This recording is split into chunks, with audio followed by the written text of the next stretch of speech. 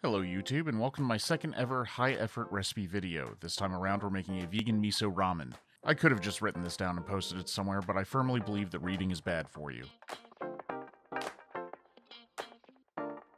I'd like to dedicate this video to this comment I got on Reddit a while back when I posted a picture of a vegan ramen I had made. Now I'm not sure who this guy is, but I don't remember reading any meat requirements in the rules of ramen. I mean, look, I'm certainly no ramen chef and I'm not Japanese either, so I don't really make the rules on this anyway. But if you're using alkaline noodles in a soup and you call it ramen, that's normally good enough for me. So this one goes out to all my vegan and vegetarian friends, and also to all the anti-vegan internet crybabies that try to gatekeep food of all things. Let's sip some coffee and get it going. I'd like to start this recipe yesterday. That is to say, this is a 2-day recipe. Our Miso Tare, we're using a modified version of Ramen Lord's recipe, has 14 ingredients in it, 3 of which are raw vegetables. In order for the different flavors to marry properly, they just need a bit of time in the fridge, so we're giving them 24 hours to get their shit together. After toasting half the grated onion in a pan, you can just mix all these ingredients together in your finest retro Pyrex. Just stir until it's all the same muddy shade of brown, and don't be afraid to mix it more the next day after it's had some time to properly hydrate. Making ramen noodles does seem very difficult, but it's really not that bad to make a basic vegan noodle. You just have to have the right equipment and ingredients. Per serving, this is what I'm using. 0.25 grams potassium carbonate. This is available at any regular winemaking store. 0.75 grams of sodium carbonate made by baking soda. Half a gram of salt, 38 grams of water, and 100 grams of bread flour. Make sure your salts are dissolved into the water fully, then slowly hydrate the flour while stirring with a chopstick. If you do a good enough job of equally distributing the water, you'll wind up with a crumbly, very dry dough that just barely holds together when squeezed. Let this mess rest under plastic wrap for about 20 minutes, wash your hands, and go for a walk or something. I'm starving. I only had one breakfast. Okay, relax. Press the dough flat on your counter and begin rolling it out with your noodle machine of choice.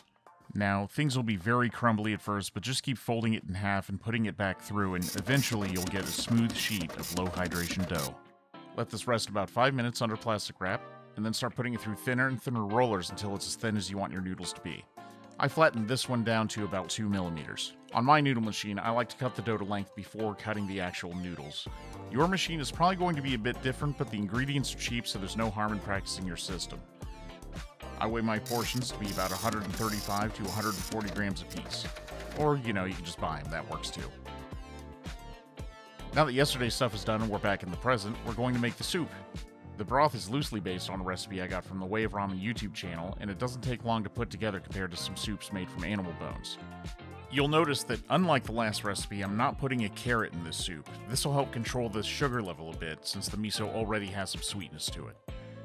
Get these ingredients to above 200 or 93°C and hold them there for about an hour. You can boil if you really want to, but the extra agitation can really tear apart the more delicate vegetables and make it tougher to strain out later. After the broth's been cooking for about an hour, turn the heat off and layer 30 grams of kombu on top. Let the broth rest for about 20 minutes and then it's ready. When you portion this stuff out, you may notice something missing compared to the broth in the last video. Since none of our vegetables have any fat in them whatsoever, we're going to have to be generous with the vegetable oil later, just don't say I didn't warn you. Finally, let's work on the toppings. Now, I know a lot of people tend to order ramen something like this. I'm gonna get 12 eggs and part of a dead animal. Dealer's choice, please and thank you. And that's totally fine if you enjoy it, but for this bowl, we're going to skip the egg, double down on veggies, and use some ground beef substitute to imitate some pork soboro. If you're tired of trying this stuff in burgers or tacos, this is a great way to get some extra miles out of it.